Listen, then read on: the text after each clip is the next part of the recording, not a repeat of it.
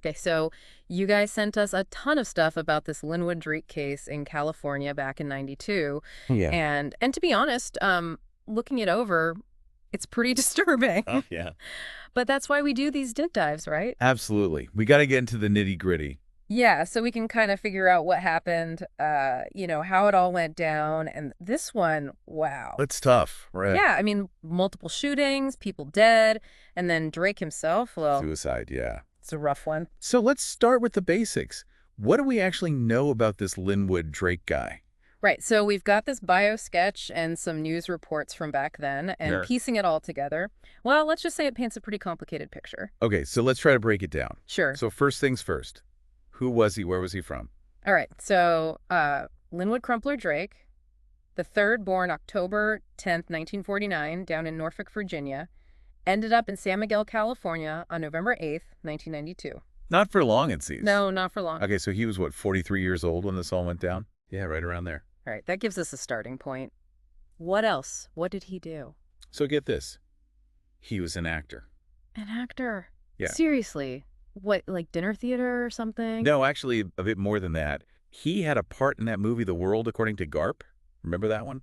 With Robin Williams? Yep, that's the one. Wow. Okay, so not just some amateur then. I mean, Definitely not. It makes you think, though, right? about. How someone with that kind of experience ends up where Drake did. I mean, the bio says he was unemployed, living off disability and his girlfriend's welfare.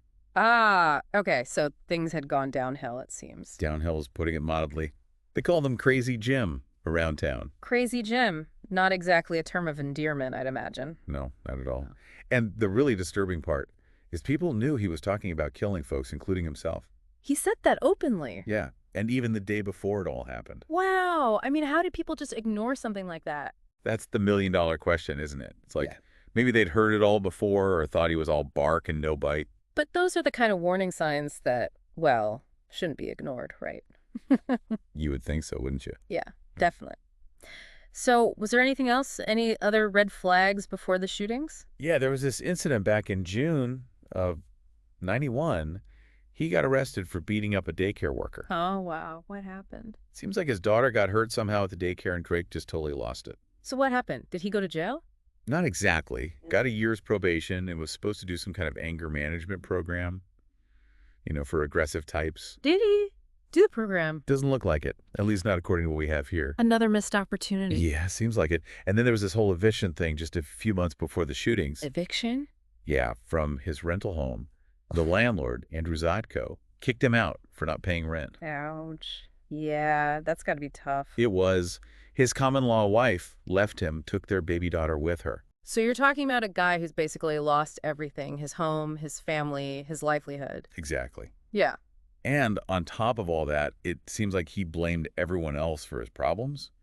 The bio says he felt wronged by almost everyone he met. So it sounds like a recipe for disaster waiting to happen. Yeah, and tragically, that's exactly what it was. So let's get into that. Let's talk about the shootings themselves. All right, this all went down over one night, November 7th, and into the morning of the 8th, several different locations. Where did it all begin? At a house in Morro Bay, around 6 p.m., Drake went after his old landlord, Andrew Zotko, the one who evicted him. What happened? Shot him right in the throat with a revolver. Ben Zatko. Dead on the spot, and his companion, a woman named Gladys Walton, was there. She saw the whole thing. Yeah, must have been horrifying. Okay, so that's the first shooting. What happened next? Less than half an hour later, Drake shows up at the house of another guy who was involved in that eviction, Norman Metcalf. Okay, and he had also lived in one of Zatko's properties. Right. And during that eviction process, Metcalf actually testified against Drake, even helped physically remove him from the property. Sounds like Drake was going after anyone he felt had wronged him. Seems that way. So anyway, Metcalf comes home around 6:24. Two other guys are with him, and Drake just shoots him.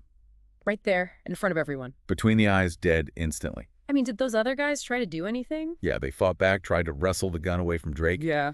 One of them, Danny Sitchek, he was 32, got killed. Oh, God. The other one, Jeffrey Sidlin, 27, he managed to survive. Wow. He got shot in the arm during the struggle, but he lived. So, by this point, Drake's already killed 2 people, wounded another. What kind of gun was he using? A .32 caliber Smith & Wesson Model 30 revolver. Okay, and then what? Where does he go next? About 5 hours later, he shows up at Oak's Card Parlor in Paso Robles. Another personal connection. Seems so. The bio mentions that Drake had gambled there, lost money, got kicked out for causing trouble and apparently cheating. Okay, so another place where he felt like he'd been wronged. Yeah, and by this point, he'd traded up his weapon. Traded up? Yeah, he had a 12-gauge shotgun now. Oh, wow. Things are escalating fast. That's for sure. And the card parlor, well, it turned into another bloodbath. How many people did he kill there? 3. David Law, he was a dealer, 47 years old. Joe Garcia, another dealer, 60. And a customer, Chris Stubb, 31. Just shot them. No hesitation. Seems there was the reports say he let some people live, those who begged for their lives anyway. Wow. So some kind of twisted sense of mercy. It's hard to say, isn't it? But it shows he still had some control, some awareness of what he was doing. Chilling, to say the least. Where does he go after the card parlor? Last stop was the home of Joanne Morrow. She was 60 years old, lived in San Miguel. Another landlord. Yep, Drake had rented from her at some point, too. And this time... No immediate killing. He took her hostage. Oh, God, how long did that last? Hours, beat her with a blackjack, threatened to kill her. That poor woman. What finally happened? Around 5 a.m. on the 8th, with the cops all around the house, Drake shot himself.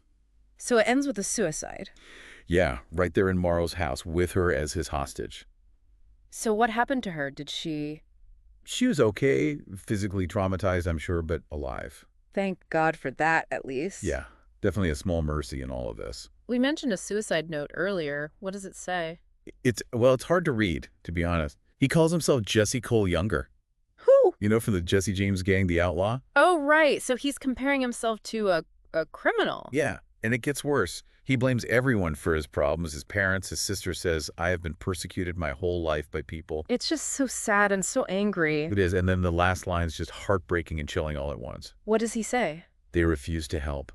Damn the American family to hell. God forgive me. Wow. Yeah, it's like this huge outpouring of resentment, all directed outward. So this wasn't just some random act of violence. This was personal. Absolutely, and it could have been even worse. No. Did you know he was planning on killing 2 more people? Ooh. His pastor and that daycare worker from the assault case a couple years before? He was going after them too. Yeah, but something happened with his car, stopped him from getting to them. So if his car hadn't broken down, there could have been 8 victims instead of 6? That's right.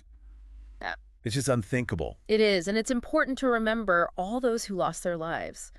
Andrew Zatko, Norman Metcalf, Danny Sisek, David Law, Joe Garcia, Chris Staub, each one a person with a life, a family, a story. Absolutely. And the community, Morro Bay especially, they were devastated. I can't even imagine. One of the articles we got, it said Morro Bay was changed forever by the killings. Mm-hmm. That feeling of safety, of community, it shattered. And how could it not be? When something like this happens, it ripples outward, affects everyone. Yeah, it makes you question everything, like how do we prevent this? How do we recognize the warning signs before it's too late? I mean, in this case, the warning signs were there, the threats, the violence, the missed opportunities for intervention. And that's what's so haunting about all of this, the what ifs, the feeling that maybe, just maybe this could have been prevented.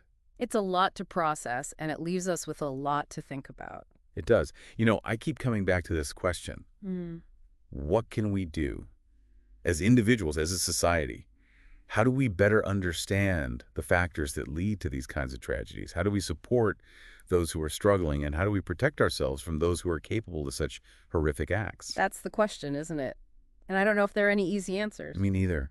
But it's a conversation we need to have. We need to keep asking these questions, keep searching for solutions. So that hopefully something like this never happens again. Yeah, because even one tragedy like this is one too many. Absolutely. And to all of you listening, thank you for joining us on this difficult journey, and keep those questions in mind as you go about your day, because they're questions that affect us all. That's right. We're all in this together.